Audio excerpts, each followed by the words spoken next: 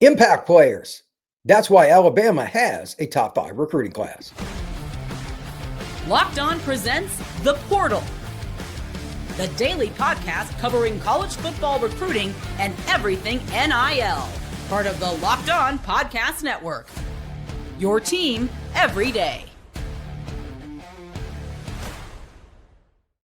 Back into the Portal Podcast, where you get your daily recruiting, NIL, and transfer portal scoop. I'm your host, Brian Smith, longtime college football recruiting analyst. Thank you for making the Portal Podcast a part of your day, every day, right here on the nation's #1 podcasting network, Locked On. We're going to describe why this recruiting class for the Alabama Crimson Tide gives it a better overall roster. Not just a quarterback, not just a linebacker, but balance. This class is going to help the Crimson Tide long term. We're also going to talk about the impact recruits, and that is quite frankly why this is a top 5 class. They're going to bring in guys that are going to challenge for starting spots, and at the very minimum, are going to be in the 2 deep. Alabama will be a better football team in 2026 because of this recruiting class, and let's start right there. If you do not know the name Xavier Crowell, you will very soon. I wasn't a firm believer until I watched a whole bunch of his senior film. This is a young man from Jackson, Alabama, who actually reclassed. He should be classed in 2027, which as a running back is not what you're really looking for in general. Running back is an attrition spot pretty much like no other. Didn't matter. There are only so many guys that have the contact balance, the ability to accelerate, to read the holes, have the speed, and just a flat out desire to be dominant. I'm not sure what it is about Crowell that makes him just run so angrily, but he does. Now, the question becomes, how does he get to the point where he's going to figure it out and he's going to be that guy that comes in and figures out the playbook and does all the little things that coaches want? That's fine. But from a talent perspective, there's no way to look at it any other way. This is a special running back. I think he will be 3 and out at Alabama.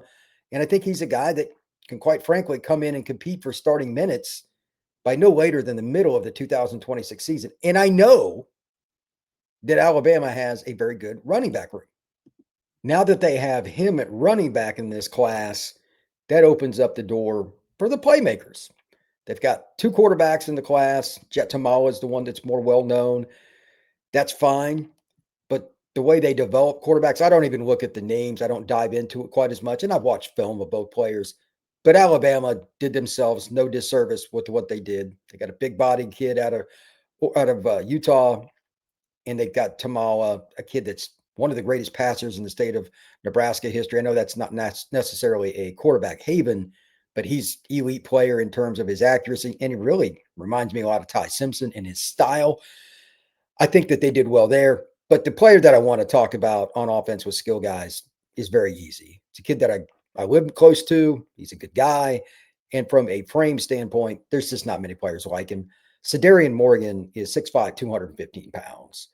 He's been a grown man since probably late in his sophomore year, and I mean grown man. And he's taken his craft more and more serious as he matures. He looks different even this year than he did just 6 months ago. This is a guy that's going to come in and challenge for minutes too. I don't think there are many guys like Cederian on and off the field. He's easygoing. People like him. He's not trying to be a big-headed guy because he's a special physical freak, but he just goes out and does his job, and he plays football for Benjamin Russell like it's his life. That's what he wants to do. And finishing up his high school career there means a lot to him, and that's the kind of guy he is. I think it'll mean a lot to him to play for the Crimson Tide too. Again, 6'5", 215 never goes out of style, but there's no way that he's not going to have some kind of impact next year. Does he understand the route tree the way they want? Does he do all the little things? That's not an easy offense to pick up. Fully understand that. I don't think many receivers will be great at it.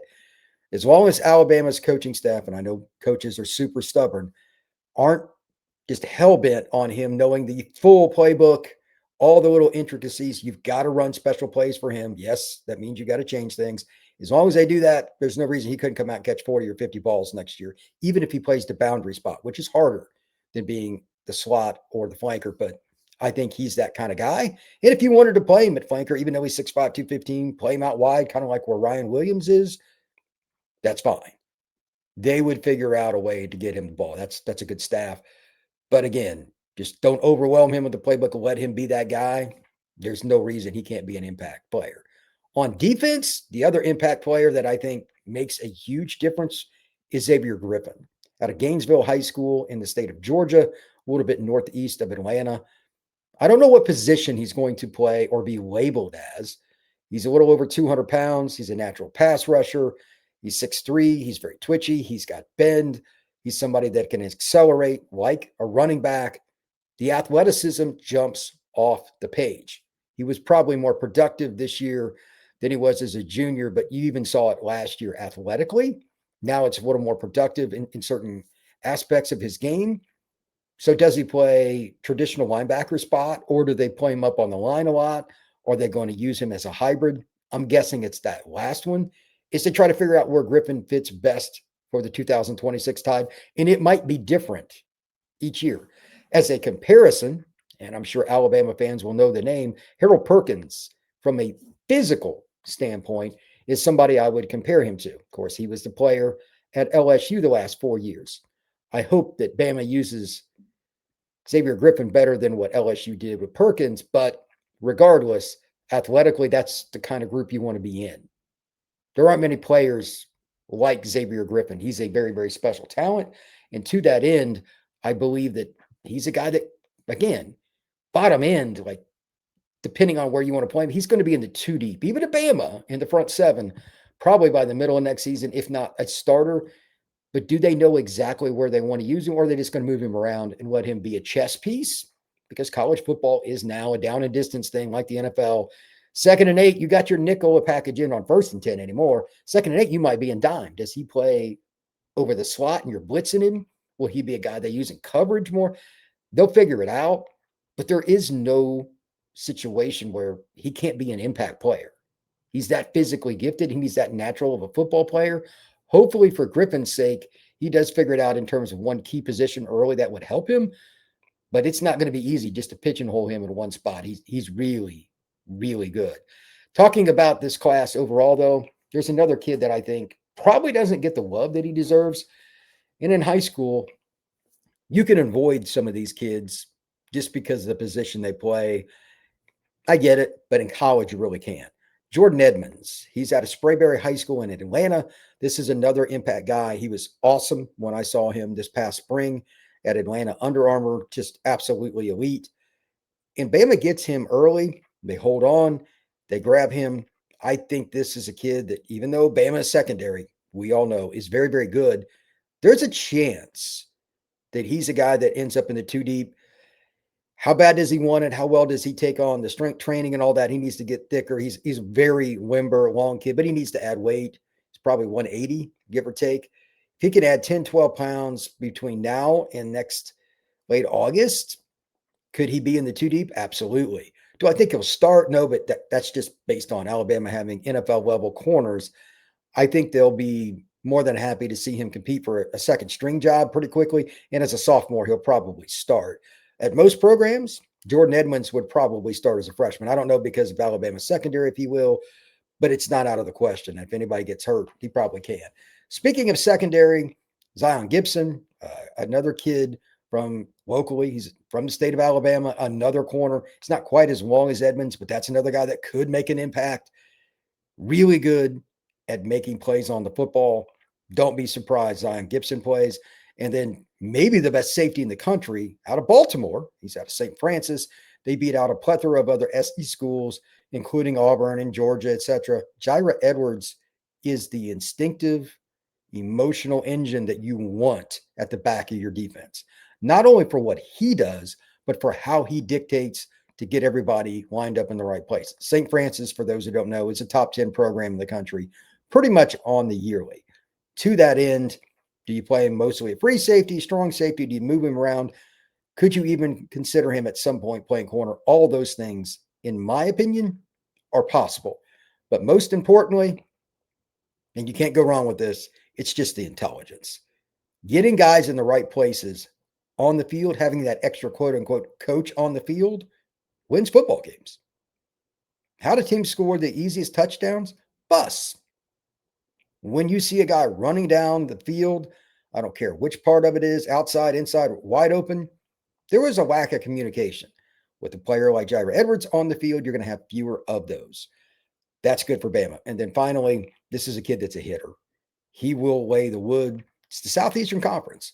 You're going to play games against Georgia. You're going to play games against Tennessee and Auburn and LSU and Texas A&M. Stopping the run and just tackling receivers in space never goes out of style. Edwards will be that guy. Now, when we come back, I do have a couple of questions about the Alabama class. It's top 5, in my opinion.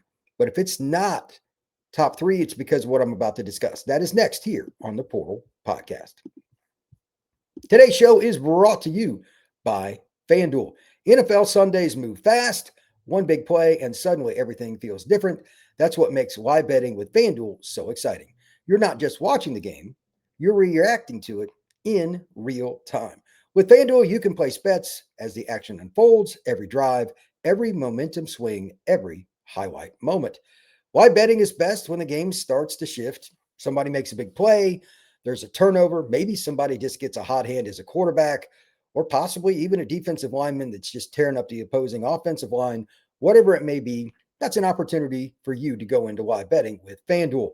So if you want to be the right guy in the right situation, visit FanDuel.com and place your NFL live bets all season long. FanDuel, the games move fast, and so can you. We are also brought to you by our friends at Game Time.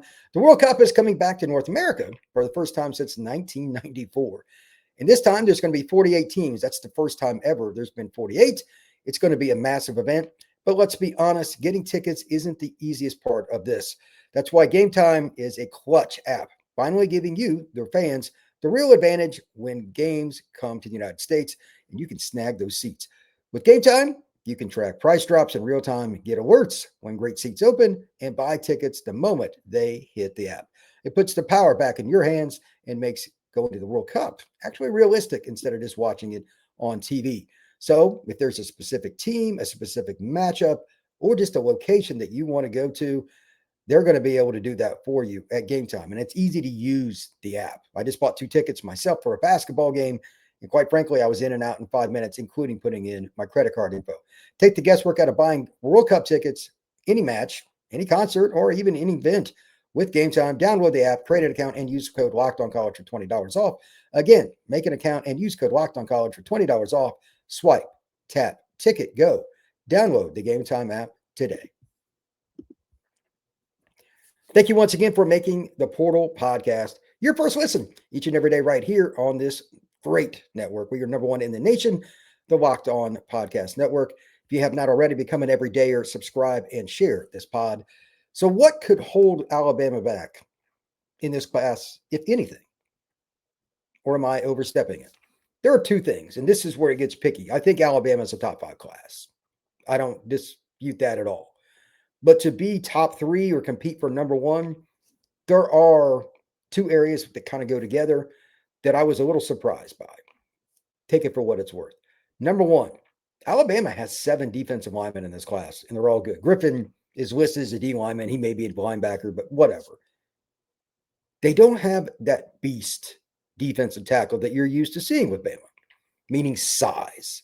They don't have that 285 to 315 pound guy that you expect. And sometimes they have 2 or 3. They don't have one in this class, at least not as of Wednesday morning. Anything's possible. Offensive line. They've got 4 guys, including a junior college player that I don't know much about. But they don't have, at least to my knowledge, that impact guy at offensive tackle in particular. Those are 2 spots that Alabama usually does really, really well. Why not this year? I'm surprised by that, and especially the way Alabama has struggled to run the football this year. The offensive tackle spot surprises me more. I thought they would go out and find somebody that they really wanted, and they would get them. It's not that hard to sell Alabama as an offensive line recruit. And this area, Alabama, Georgia, Mississippi, Tennessee, Florida, it's full of offensive linemen that are big, massive guys. They didn't get any. They didn't steal one from Texas. They didn't steal one from Louisiana or go back east to Maryland or PA or New Jersey. They didn't get one. I was very surprised. That's why I think it's top 3-ish, but I would rank it number 4 or 5.